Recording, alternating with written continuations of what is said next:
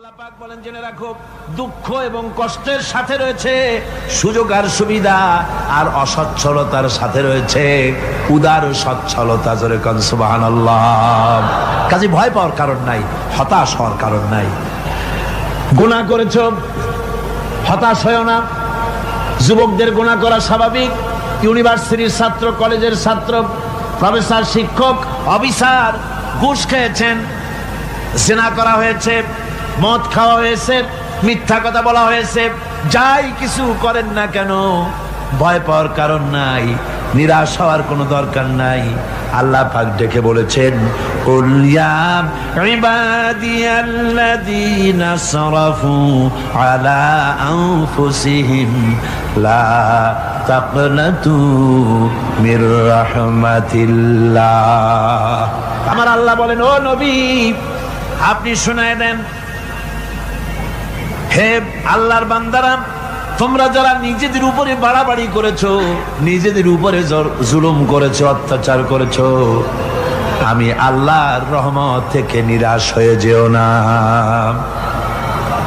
মানুষ যদি অপরাধ করে, বাপের সাথে অপরাধ করেছে, মায়ের সাথে অপরাধ করেছে, মা বাবা সন্তানের চাইতে এত বড় কল্যাণকামী তো আর কেউ নাই, কিন্তু মা বাবা কোনোদিন বলে না আয় আমার ছেলে তোরে মাফ করে দেই, এরকম বলে নাকি?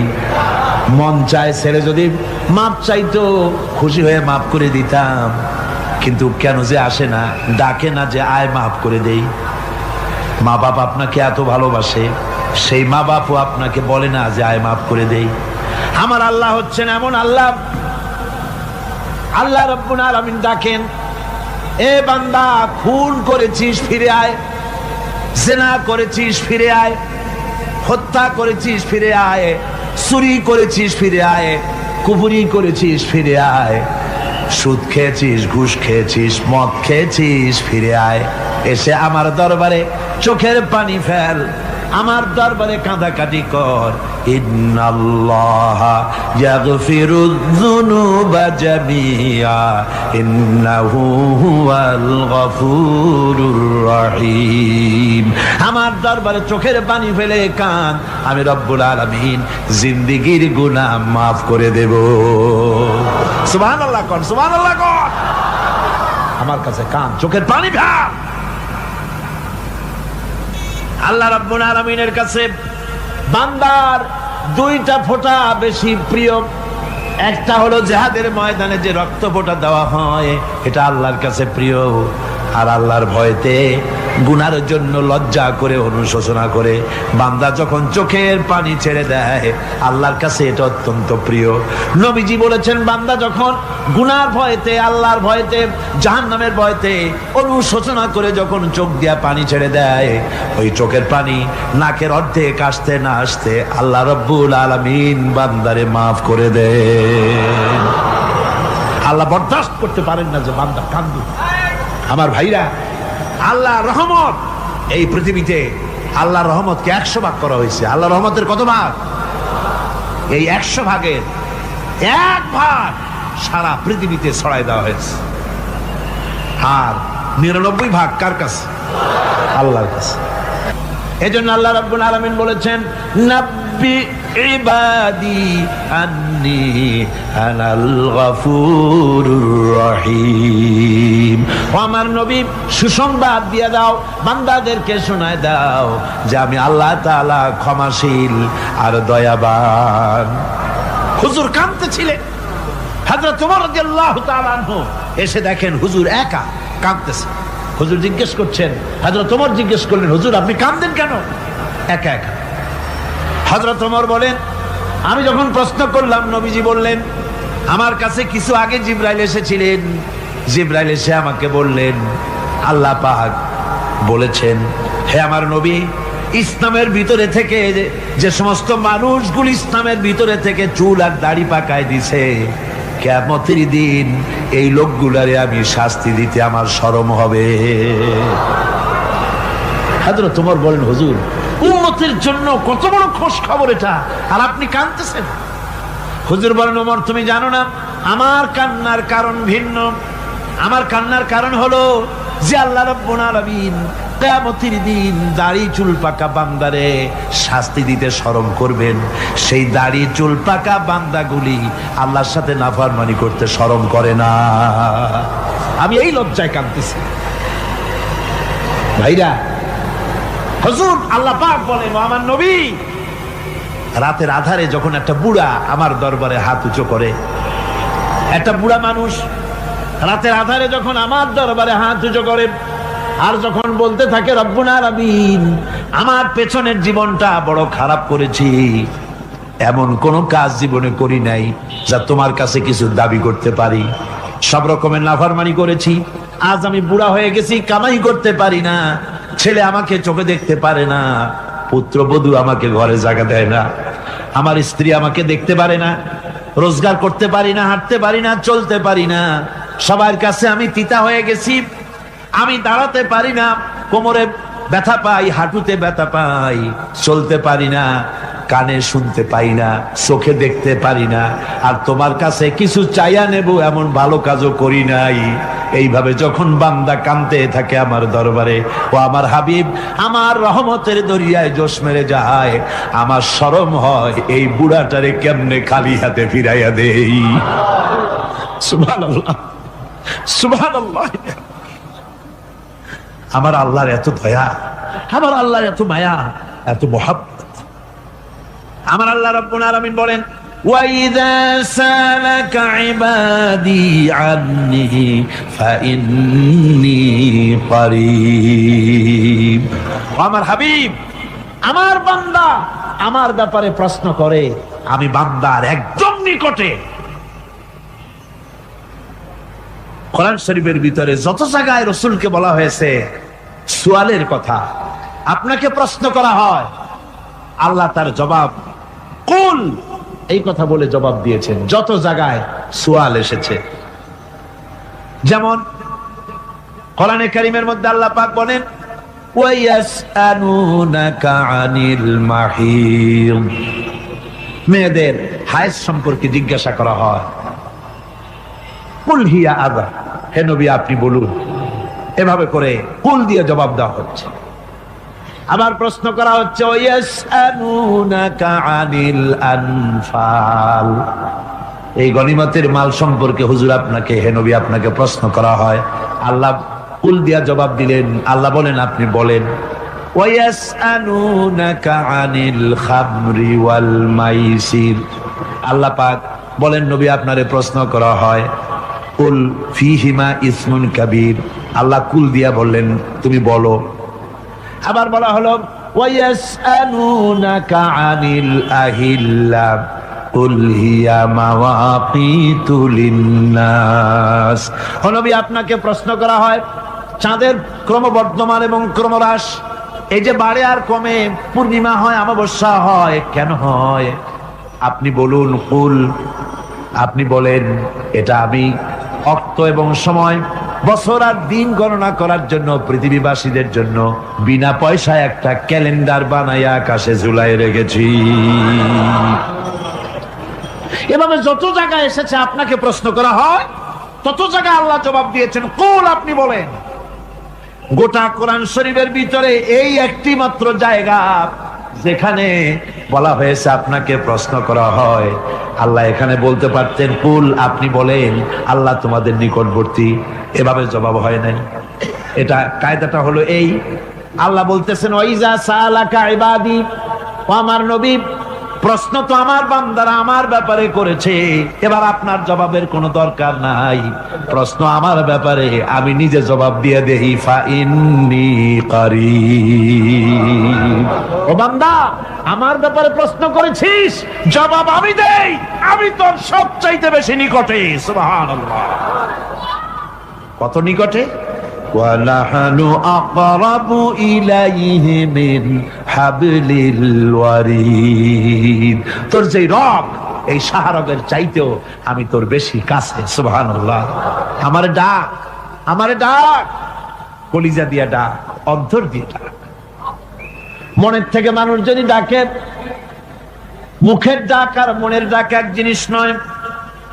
দিল সে জুবাত নিকলতি হ্যায় असर रखती है पर नहीं मगर ताकते परवाज रखती है।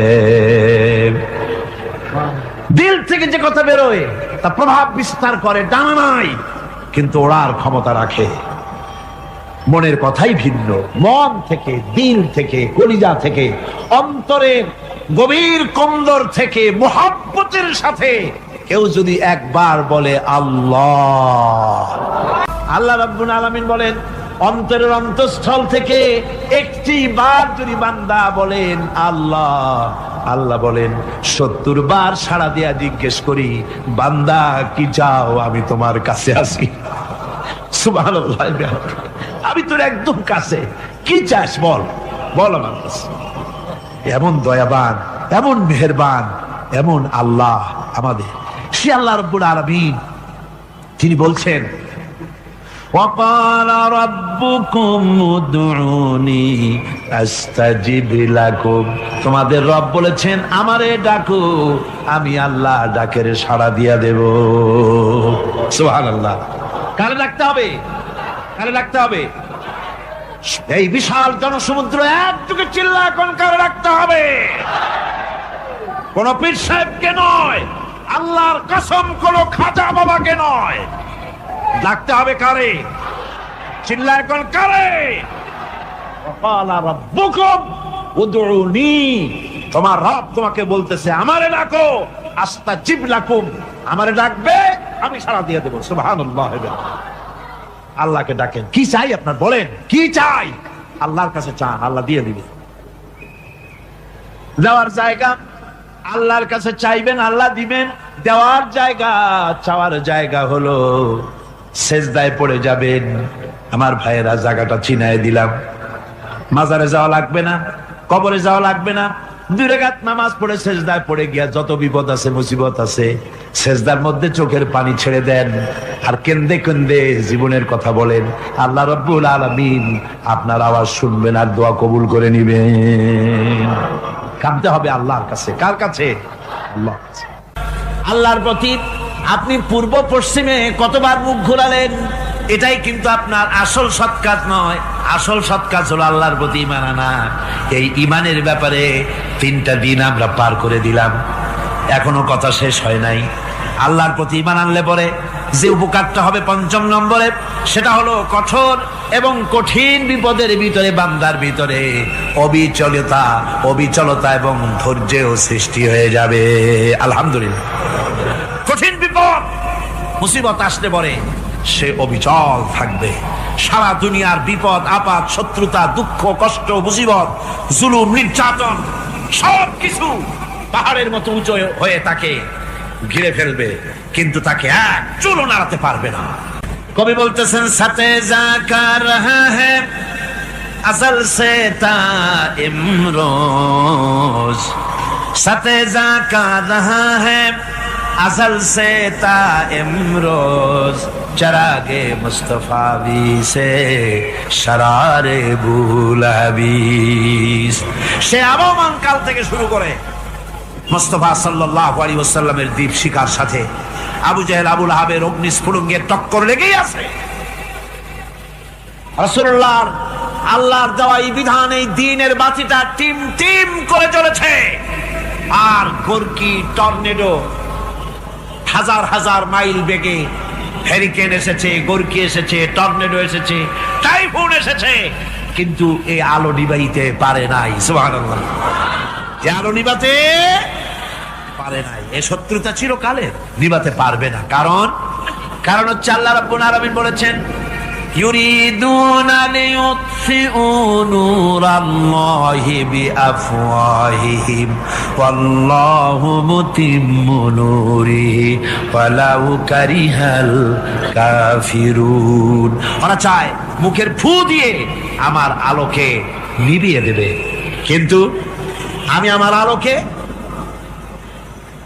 পূর্ণতা দান করব, তাতে কাফের বেঈমানদের কলজায় যত জ্বালা যন্ত্রণা হোক আমার দ্বীন কেউ মিটাই দিতে পারবে না। সুবহানাল্লাহ। সুতরাং বিপদে অবিচলতা আসবে, সে অটল হবে, মজবুত হবে, কোরআনে কারীম বলতেছে ওয়া কাযালিকা জাআলনা লিকুল্লি নাবিয়্যিন আদুওয়াম মিনাল মুজরিমিন।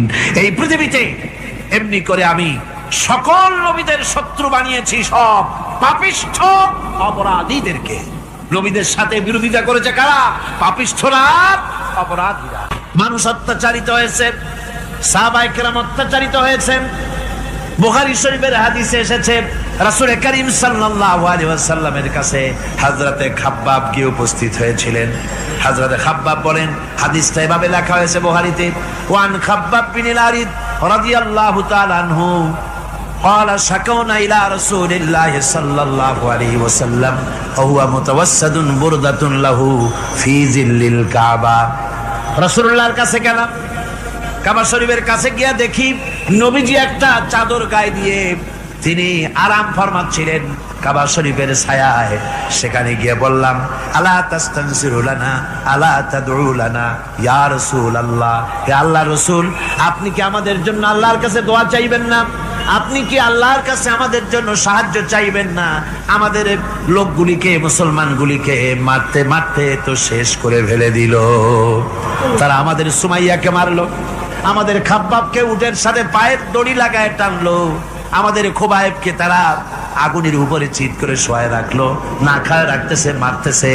কষ্টে তো শেষ হয়ে গেলাম, হুজুর আপনি কি আমাদের জন্য দোয়া করবেন না? হাদিস শরীফে এসেছে নবীজি উঠে বসলেন সোজা হয়ে। নবীজি বলেন, ও আমার সাহাবী, ও খাব্বাব শোনো, তোমাদের আগে এই পৃথিবীতে যারা দ্বীনের দাওয়াত দিতে এসেছিলেন তাদেরকে সমকালীন রাষ্ট্রশক্তি, সমাজ শক্তি তাদেরকে ধরতো। ফায়ুখাজুর রাজুলো, তাদেরকে তারা ধরতো। ফায়ুহফারু লাহু ফিল আরদ, আর তার জন্য জমিনের ভিতরে কবর বানাইতো। ওই কবর ফায়ুজালু ফিহা, ওই কবরের ভিতরে তাকে কোমর পর্যন্ত গেড়ে দিত। সুম্মা ইউতা বিল মানশার, এরপরে করাত আনতো। ফায়ুদাউ আলা রাসিহি, এরপরে ওই করাত তার মাথার উপরে রাখতো। ফায়ুজালু নিসফাইন, এরপরে করাত দিয়া চিরে জীবিত মানুষটারে দ্বিখণ্ডিত করে ফেলে দিত। মা ইয়াসুদ্দুহু যালিকা আন দীনিহি। ও আমার খাব্বাব, এত কষ্ট দেওয়ার পরেও সেই যুগের কোন মুসলমানকে, দ্বীনের দায়ীদেরকে আল্লাহর দ্বীন থেকে এক চুলো তারা সরাই দিতে পারে নাই, এক চুলো সরাতে পারে নাই। ওয়াল্লাহি, ও খাব্বাব, আমি আমার আল্লাহর নামে কসম করে বলছি, লা ইউতাম্মান্নাল্লাহু হাযাল আমরা হাত্তা ইয়াসিরা আর-রাকিবু মিন সানা ইলা হাযরামাউত। আমি কসম করে বলি, আল্লাহ রাব্বুল আলামিনের এই সানা থেকে হাজারামাত পর্যন্ত লোকেরা যাতায়াত করবে, সুন্দরী রমণীরা গমন করবে, সদাগরেরা যাতায়াত করবে, টাকা নিয়া পয়সা নিয়া যাতায়াত করবে। তাদের মনের মধ্যে লুটের ভয়, টাকার ভয়, চুরির ভয়, ডাকাতির ভয়, জেনার ভয়, হত্যার ভয়, ধর্ষণের ভয়, কোনো ভয় থাকবে না। লা ইয়াখাফু ইল্লাল্লাহ, আল্লাহ ছাড়া কোনো ভয় থাকবে না। এমন একটা সমাজ, এমন একটা সময় আসবে। ওয়ালাকিন্নাকুম তাস্তাজিলুন, অথচ খুব তাড়াহুড়ো তোমরা করতেছো। তাড়াহুড়ো করো না, সময় আসবে ইনশাআল্লাহ। আমার ভাইয়েরা, আমার বন্ধুগণ, কঠিন বিপদে অবিচলতা এবং ধৈর্যের দৃষ্টান্ত রেখে গেছেন আম্বিয়া আলাইহিমুস সালাম। সুবহানাল্লাহ। কঠিন বিপদে অবিচলতা, দৃঢ়তা, ধৈর্য কারে বলে, তার দৃষ্টান্ত কারা রেখেছেন? আম্বিয়া আলাইহিমুস সালাম। ওনারাই আমাদের আদর্শ, নবীরাই আদর্শ। সাহাবায়ে কেরাম রিদওয়ানুল্লাহি তাআলা আলাইহিম আজমাইন আমাদের আদর্শ। ভাইরা আমার, মুসা আলাইহিস সালামকে ফেরাউন যখন ঘিরে ফেলে দিল, কোরআনের সব কথা গল্প গুজবার ইতিহাসের জন্য লেখা হয় নাই। কোরআনের মধ্যে যা লেখা হয়েছে সব বান্দাদের উপদেশের জন্য, যাতে করে লোকেরা চিরটা কাল এর থেকে উপদেশ নেওয়া নিজেদের তৈরি করতে পারে। জোরে বলেন সুবহানাল্লাহ। মুসা আলাইহিস সালামের কথা আল্লাহ বলেন, ফেরাউন তাকে ঘিরে ফেলে দিল, পালাবার রাস্তা নাই। ফালাম্মা ترى الجمعان قال أصحاب موسى إنا لمدركون। মুসা আলাইহিস সালামের উম্মতেরা বললেন, হে মুসা, পাকড়াও হয়ে গেছি, পালাবার রাস্তা নাই। তিন দিক থেকে আমাদেরকে ঘেরাও করেছে ফেরাউনের শক্তি। সামনে কি দরিয়া, আর তিন দিকে কি ঘেরাও আন্দোলন। পালাবার পথ নাই, পালাবার পথ নাই, সারাশি আক্রমণ, ঘেরাও আন্দোলন। মুসা আলাইহিস সালামকে ঘেরাও করে ফেলেছে, পালাবার উপায় নাই। একদিকে দরিয়া, তিন দিকে ফেরাউনের শক্তি। এই যে ঘেরাও টেরাও মানে নতুন তো না, ধর্মঘট নতুন না, পুরানা জিনিস। এই পৃথিবীতে সর্বপ্রথম ধর্মঘট কিসের উপরে হয়েছে জানেন? এই পৃথিবীর প্রথম ধর্মঘট হয়েছে পেঁয়াজ, রসুন আর ডাইলের উপরে। মুসা আলাইহিস সালামের জামানায় লান নাসবিরা আলা তুআমিন ওয়াহিদ, আমরা এক রকমের খাদ্য আর খাবো না, আমাদের পেঁয়াজ দেওয়া লাগবে, ডাল দেওয়া লাগবে, রসুন দেওয়া লাগবে। সর্বপ্রথম ধর্মঘট হয় মুসা আলাইহিস সালামের জামানায়, সেখান থেকে শুরু হয়েছে। তিন দিক থেকে ঘেরাও হয়ে গেছে, পালাবার কোনো রাস্তা নেই। হযরতে মুসা আলাইহিস সালামের কাছে উম্মতেরা বললেন, পালাবার তো কোনো পথ নাই, এখন উপায়টা কি? আমাদের তো আর উপায় নাই। মুসা আলাইহিস সালাম দেখেন বিপদে পড়ে গেছেন, কিন্তু ধৈর্য হারান নাই, ভয় পান নাই। ভয় পাইছিলেন? ভয় পেয়েছেন? প্রশ্নই ওঠে না। মুসা আলাইহিস সালাম আল্লাহ পাক যাদেরকে বলেছেন উলুল আযম, রাসূল যাদের বলেছেন তার মধ্যে হযরত মুসা একজন উলুল আযম পয়গম্বর। চারটিখানি কথা না, আল্লাহ কথা বলছেন তার সাথে, কালিমুল্লাহ তিনি। সুবহানাল্লাহ। কর মুসা আলাইহিস সালাম শোনালেন, কাল্লা ইন্না মাইয়া রাব্বি সায়াহদিন। কখনো নয়, আমার উম্মতেরা ভয় পেও না, আমার রব অবশ্যই আমাকে পথ দেখাবে। সুবহানাল্লাহ। তিন দিক থেকে শত্রু, একদিকে দরিয়া, পালাবার কোন রাস্তা নাই। সেখানে দৃঢ়তার সাথে তিনি বলছেন, অবশ্যই আমার আল্লাহ আমারে পথ দেখাবে। সুবহানাল্লাহ। নবীরা এই দৃঢ়তা দেখিয়েছেন, অবিচলতা দেখাইছেন। আল্লাহ পাক মুসা আলাইহিস সালাম যখন এই দৃঢ়তা দেখালেন, এই অবিচলতা দেখালেন, সঙ্গে সঙ্গে জিবরাইল এসে হাজির হয়ে গেলেন। আল্লাহ পাক বলেন, ফাআওহাইনা ইলা মুসা আন আদরিব বিআসাকাল বাহরা ফানফালাকা ফাকানা কুল্লু ফিরকিন কাত্তাউদিল আযীম। মুসা আলাইহিস সালামকে আমি ওহী নাযিল করলাম, তাকে বললাম হাতে যে লাঠি আছে, এই লাঠি দিয়ে আঘাত করো দরিয়ার উপরে। দরিয়ার উপরে আঘাত করলেন, একটা রাস্তা হয় নাই, 12টা রাস্তা তৈরি হয়ে গেল। আর দেওয়ালগুলা পাহাড়ের মতো উঁচা হয়ে গেল। দরিয়ার ভিতরে পাহাড়ের মতো উঁচা, মজবুত 12টা রাস্তা। এবার মুসা আলাইহিস সালাম তার দলবল নিয়ে চললেন। আল্লাহ রাব্বুল আলামিন বলেন, ওয়া আনজাইনা মুসা ওয়া মান মাআহু আজমাইন। মুসা এবং তার সাথী সঙ্গীদেরকে আমি পার করে দিলাম। মুসা আলাইহিস সালাম এবং তার সাথী সঙ্গী নিয়ে যখন দরিয়ার মাঝখানে আসছে, ফেরাউন তার দলবল নিয়ে এসে গেছে। আসে দেখে নদীর মধ্যে রাস্তা।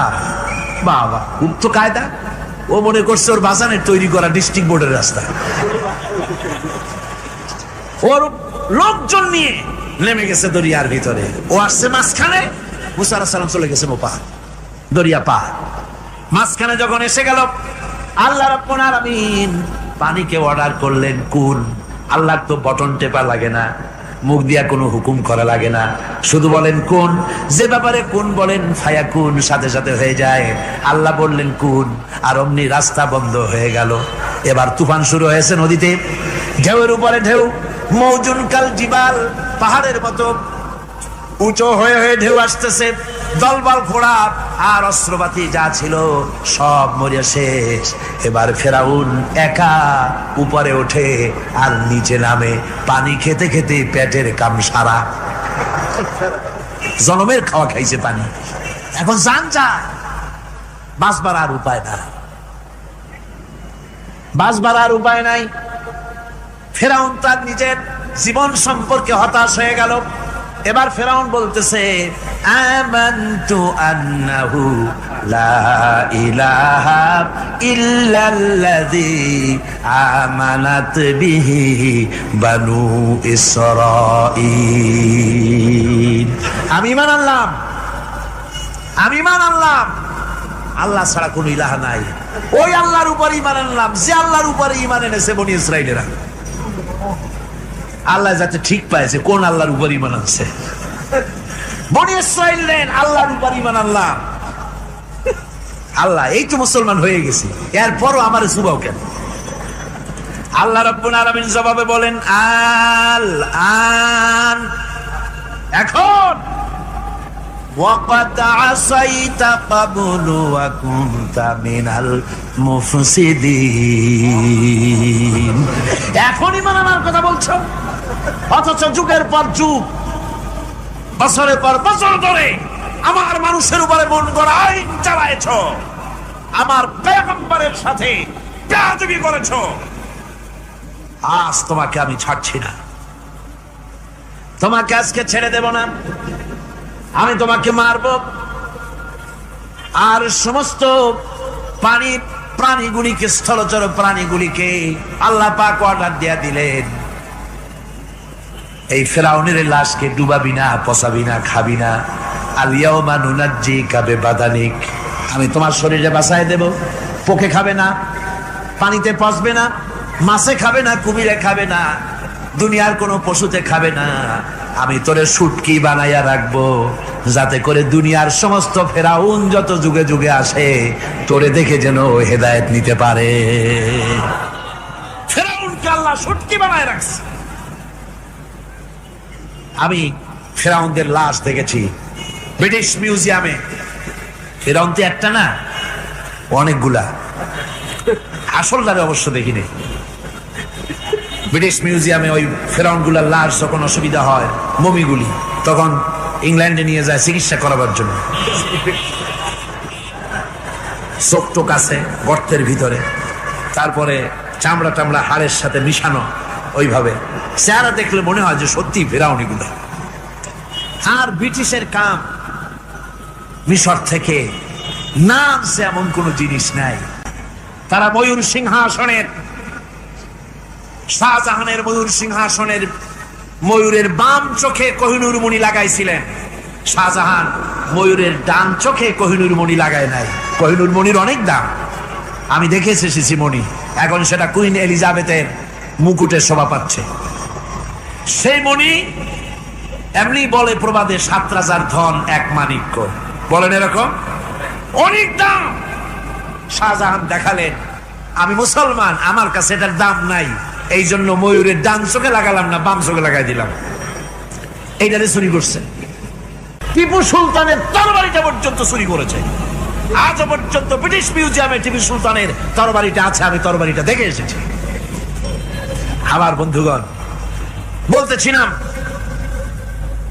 যে পৃথিবীতে আল্লাহ রাব্বুল আলামিন নবীরা তাদের চরিত্র দিয়ে বিপদের মোকাবেলা করে, দুনিয়ার সামনে কঠিন বিপদের মোকাবেলা করে অবিচলতা, দৃঢ়তা দেখায় গেছেন যে কেমন করে এই পৃথিবীতে বিপদের সামনে মোকাবেলা করতে হয়।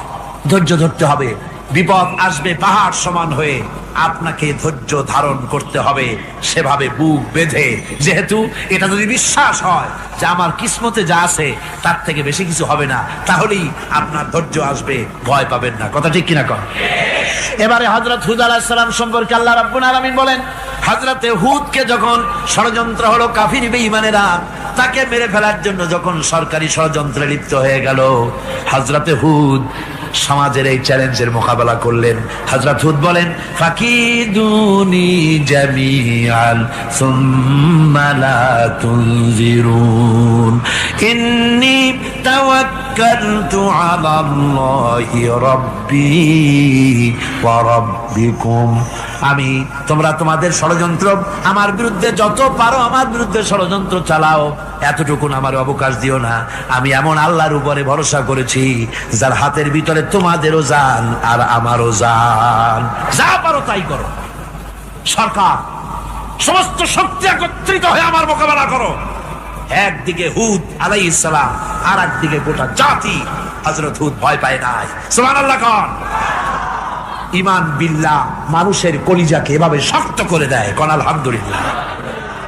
এবারে এই বিপদের, কঠিন বিপদের মোকাবেলা করে আমার রাসূল যে প্রমাণ দিয়া গেলেন, আমার রাসূল যে কঠিন বিপদের মোকাবেলা করলেন, ভাইরা আমার, হিজরতের রাতে সওর পাহাড়ের ভিতরে যখন তিনি আশ্রয় নিলেন, হযরতে আবু বকরের সাথে ছিলেন। হযরতে আবু বকর রাদিয়াল্লাহু তাআলা আনহু বলেন, হুজুর আপনি দাঁড়ান, এটা তো পাহাড়িয়া গুহা, গুহার ভিতরে সাপ থাকতে পারে, বিচ্ছু থাকতে পারে, আমি আগে ঢুকি, বিপদ যদি হয় আমার উপর থেকে হয়ে যাক। গুহার ভিতরে নেমে গুহা সাফ করলেন। এরপরে হুজুরকে ডাকলেন, হুজুর তাশরীফ নিলেন গুহার ভিতরে। এরপরে হুজুর বললেন, আবু বকর, পাহাড়ে হেঁটে হেঁটে 2-3টা পাহাড় পাড়ি দিয়া যাওয়া লাগে সৌর পাহাড়ে। মদিনার সোজা রাস্তা হুজুর ধরেন নাই, মেসফালার পথ দিয়া, জাবালে কেদোয়ার উপর দিয়া 3টা পাহাড় পাড়ি দিয়া তারপরে হুজুর গেলেন সৌর পাহাড়ে। গুহার ভিতরে হুজুর তাশরীফ নিলেন। বললেন, আবু বকর তুমি বসো, তোমার উরুর উপরে মাথা রেখে আমি একটু আরাম করি। হযরতে আবু বকর বসলেন, হুজুর তার উরুর উপরে মাথা রেখে ঘুমায় গেলেন। আর এরপরে কাফির বেঈমানেরা তালাশ করতে করতে কাফেররা এসে গেল পায়ের চিহ্ন দেখে দেখে গর্তের কাছে। হযরত আবু বকর ভয়তে কেঁদে ফেললেন, আরে আর তো উপায় নাই, এবার তো ধরা পড়ে গেছি, এবার নবীজিকে মেরে ফেলে দেবে। নবীর মহব্বতে, নিজের মহব্বতে নয়, নবীর মহব্বতে কাঁদতেছিলেন। হুজুর বলেন, হুজুরের ঘুম ভেঙে গেল। বলো, আবু বকর কাঁদো কেন? ছেলের কথা, মেয়ের কথা, বিবির কথা, বাড়ির কথা মনে পড়লো নাকি? হযরত আবু বকর বলেন, ইয়া রাসূলুল্লাহ, আল্লাহর কসম করে বলি, যেদিন ঈমান এনেছি এই কলিজার ভিতরে মা বাপ, স্ত্রী, পুত্র, পরিজন, এমনকি আমার নিজের জীবনের চাইতে আপনারে বেশি ভালোবাসি। তা কাঁদো কেন? কাঁদো কেন? হযরত আবু বকর বলেন, হুজুর ধরা পড়ে গেছি, কাফেররা এসে গেছে গর্তের কাছে, তাকালি আমাদের দেখতে পাবে, আমরা তো মাইনরিটি, ওরা তো মেজরিটি, আমরা তো ধরি মারি ফেলাই দেবে, আপনাকে মেরে ফেলে দেবে, এই জন্য কাঁদি। আল্লাহ রাব্বুল আলামিন, হুজুর তখন কি দৃঢ়তা, কি অবিচলতা, কি ধৈর্যের পাহাড় সম মনোবৃত্তি তখন দেখালেন। আল্লাহ কোরআন শরীফে চিরকাল যাতে মানুষেরা হেদায়েত নিতে পারে, সেজন্য হুজুরের কথা উঠায় দিলেন কোরআনে। আল্লাহ পাক বলেন, ইযহুমা ফিল গার ইয ইয়াকুলু লিসাহিবিহি লা তাহজান ইন্নাল্লাহা মা'ানা। ও বন্ধু, ভয় পেও না, আল্লাহ আমাদের সাথে আছেন। সুবহানাল্লাহ। আল্লাহ আমাদের সাথে আছেন, আমরা মাইনরিটি নই, আমরা মেজরিটি। আল্লাহ আছে আমার সাথে, ভয় পাওয়ার কোনো কারণ নাই। সুবহানাল্লাহ। আল্লাহ পাক বলেন, فأنزلallahu sakinatahu alayhi wa ayyadahu bijunudin lam tarawha।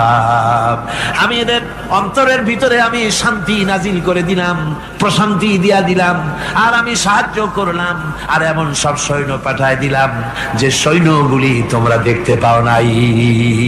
সুবহানাল্লাহ ওয়া বিহামদিহি।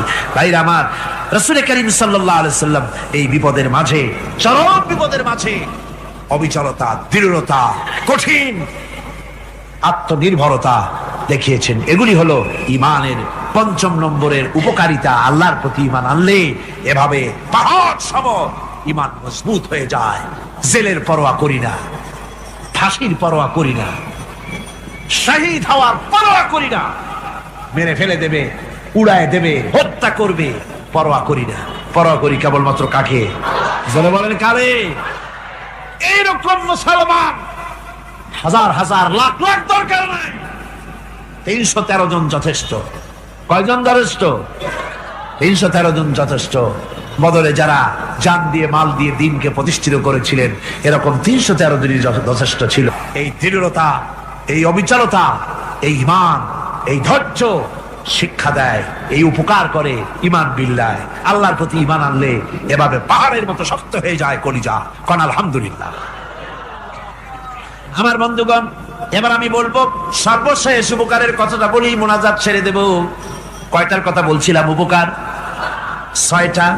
ছয়টা উপকারের কথা বলেছি। অনেকগুলি বৈশিষ্ট্য, অনেকগুলি উপকারের মধ্যে আল্লাহর প্রতি ঈমানের 6টা উপকারের কথা 5টা বলা হয়ে গেছে।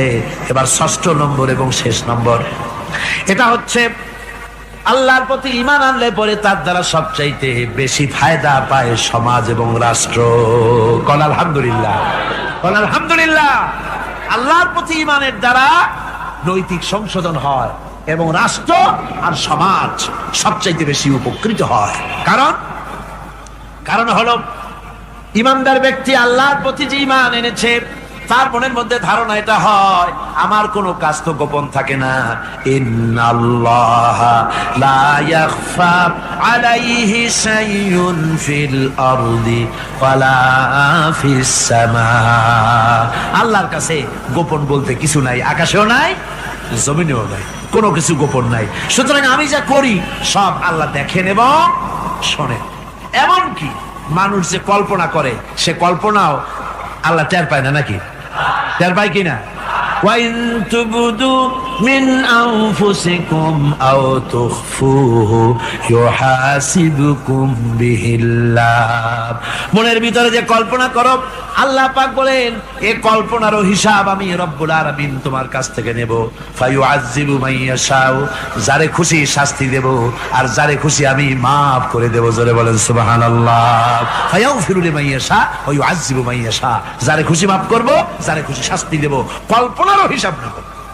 এই কথা মুমিনের যদি জানা থাকে তাহলে আর তার কোনো চিন্তা থাকে না, তার নৈতিক চরিত্র ভালো হয়ে যায়। কোন সুবহানাল্লাহ। আমার বন্ধুগণ, ঈমানদার লোক আল্লাহর প্রতি ঈমান আসলে পরে সমাজ উপকৃত হয়, রাষ্ট্র উপকৃত হয়ে যায়। যেহেতু বান্দা জানে আমি দায়িত্বহীন কোনো কথা বলতে পারবো না, দায়িত্বহীন কোনো কাজ করতে পারবো না। আল্লাহ পাক বলেছেন মা ইয়ালফিযু মিন কাউলিন ইল্লা লাদাইহি রাকীবুন আতীদ। বান্দা এমন কোনো কথা বলে না যে কথা আমার ফেরেশতারা রেকর্ড করে না রাখে। কাজী মুমিন ব্যক্তি আল্লাহর ভয়তে দায়িত্বহীন কথা বলবে না। নির্বাচন আসতে পরে রাস্তা সোনা দিয়ে বান্দায় দেব, এই করব সেই করব, না খাইয়া কেউ মরবেন না। আসে না নির্বাচনের সময় সেরাগালি বদনারা মঞ্চে দাঁড়িয়ে কত বড় বক্তৃতা করে, ভাইয়ের আমার, বোনের আমার, এবার আমার বোতল মার্কা বাক্স, আপনারা আমাকে ভোট দিয়ে দেশ এবং জাতির আরেকবার 12:30 বাজাইবার সুযোগ দিন। এবার ক্ষমতায় গেলে কেউ না খাইয়া মরবেন না, কিন্তু কি খাইয়া মরবে তাও বলেন। এর মারফতি অর্থ হচ্ছে এই, ওরা যদি ক্ষমতায় যেতে পারে তাহলে বিষ খাইয়া হোক, গুলি খাইয়া হোক, কিছু না কিছু খেয়ে মরতে হবে। একেবারে খালি পেটে মরলে গ্যাস্ট্রিক হওয়ার সম্ভাবনা আছে। ঈমান বিল্লাহ যদি না থাকে, আল্লাহর ভয় যদি না থাকে, তাহলে দায়িত্বহীন কথা বলে। আর আল্লাহর ভয় যদি থাকে তাহলে নৈতিকতার সংশোধন হয়ে যায়, দায়িত্বপূর্ণ কথা বলে, মানুষকে ফাঁকি দেয় না। আমার বন্ধুগণ, আল্লাহ রাব্বুল আলামিন তার বান্দা যারা আল্লাহকে ভয় করে, সে ভয় করা বান্দাগুলির মনের মধ্যেই চিন্তা এসে যায়, আমি যেখানে থাকি না কেন আল্লাহ আমাকে দেখতেছেন, শুনতেছেন। হযরত ওমর রাদিয়াল্লাহু তাআলা আনহু রাতের আধারে শেষ রাত্রে ঘুরতেছিলেন, দেখেন এক বাড়িতে কথা হচ্ছে, কথাবার্তার আওয়াজ পাওয়া যায়। মনে করলেন কোনো অসুখ বিসুখ নাকি। ঘরে গিয়ে কান পাচ্ছেন দেওয়ালের সাথে, শুনতে পাচ্ছেন ভিতরে বুড়ি মা তার মেয়েকে বলছে, এই মেয়ে ওঠ, উঠের দুধ দোয়াই নিয়ে আসছি, এর মধ্যে পানি মিশা, তারপর সকালে বাজারে নিয়ে যা। মেয়ে বলছে, মা এই কামটা আমি পারবো না। কেন পারবি না? হযরত ওমর ফরমান জারি করেছেন, দুধে পানি মিশাতে নিষেধ করেছে, কাজে এই কাজটা আমি পারবো না। আরে বেটি, আমিরুল মুমিনিন দেখ এখন কোথায় যাই ঘুমায় আছে, সে কি দেখতেছে নাকি যে পানি মিশাই না কি মিশাই? মেয়ে বলতেছে, মা আমিরুল মুমিনিনকে ফাঁকি দেওয়া যেতে পারে, তার পুলিশ বাহিনীকে ফাঁকি দেওয়া যেতে পারে, কিন্তু আল্লাহ রাব্বুল আলামিনের চোখকে ফাঁকি দেওয়া যাবে না। হযরত ওমর এই কথা শুনে বাড়ি চলে গেলেন আর নিজের ছেলেকে ডেকে বললেন, ছেলে আমার, অমুক জায়গায় একটা বাড়ি আছে আর সেখানে একটা যুবতী মেয়ে আছে, ওই মেয়েটার বিয়ে হয়েছে কিনা শোনো, যদি বিবাহ না হয়ে থাকে তুমি তোমার নিজের বিয়ের প্রস্তাব দাও। আমিরুল মুমিনিন এই মেয়েটা সুন্দরী কেমন, স্বাস্থ্য কেমন কিছুই দেখলেন না, দেখলেন তাকওয়া। কি দেখলেন? আল্লাহর ভয়। আল্লাহর ভয় যখন একটা জাতির মধ্যে আসে, পুলিশ লাগে না, পুলিশের কাজ খুলে যায়। রাতে হোক দিনে হোক যেখানে আছি আল্লাহ আমারে দেখতেছেন। আল্লাহ পাক বলতেছেন, ওয়া হুয়া মাআহুম ইজ ইউবাইতুনা মা লা ইয়ারদা মিনাল কওলি ওয়া কানা আল্লাহু বিমা ইয়ামালুনা মুহীতা। আল্লাহ পাক বলেন, আমি তো আমার বান্দার নিকটে তখনও থাকি যখন সে গোপনে গোপনে রাতের বেলায় আমার মর্জির খেলাফ পরামর্শ করে। আমার মর্জির খেলাফ পরামর্শ করতেছে রাত্রে, আমি তো তখনও কাছে থাকি, ওটা আমি শুনি। ঈমান যদি আসে তাহলে এই সব কাজ থেকে সে বিরত থাকে। সে যদি কম হয় সেখানেও আল্লাহ, বেশিও যদি হয় সেখানেও আল্লাহ। এমন কোন জায়গা আছে নাকি চিটাগংয়ে যেখানে আপনি একটা আকাম করবেন আর আল্লাহ টের পাবে না? কোন আছে নাকি? আচ্ছা চট্টগ্রামে না থাকুক, বাংলাদেশের কোন জায়গা আছে নাকি? পার্বত্য চট্টগ্রামে যত পাহাড় আছে, উঁচু নিচে জায়গা আছে, ওই জায়গায় বোধহয় আছে নাকি? সারা পৃথিবীতে আছে কোথাও?